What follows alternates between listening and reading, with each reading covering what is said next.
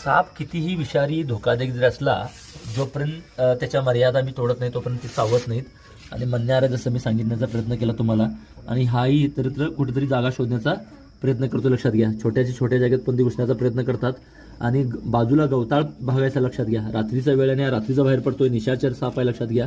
आणि हा साप पूर्ण काळा कुळकुळीत साप जर तुम्हाला दिसत असेल, साप तुम्ही जोपर्यंत व्यवस्थित बघणार नाही तोपर्यंत साप कळणार नाहीत. कारण यासारखा एक कवड्या साप असतोय, तो ब्राऊन कलरचा असतोय. आणि हा मात्र काळा कुळकुळी असतो. लक्षात घ्या, रात्री बाहेर पडतोय. देशातला सर्वात विषारी साप गवताळ भागात राहतोय. बेडरूममध्ये चावण्याची सुद्धा सायलेंट किलर म्हटलं जातं लक्षात घ्या. मग बेडरूममध्ये एवढे आला चावला अशा घटना या सापाबद्दल घडतात. आणि मी एवढा विषारी आहे पण या पद्धतीने त्याला माझ्या हातात मोबाईल घेऊन याला असा पकडला सुद्धा. अशी चेष्टा किंवा कॉपी करू नका. पण साप किती विषारी शांत पण असतात, त्याच्या मर्यादा आहेत हे सांगण्याचा प्रयत्न होता. धन्यवाद.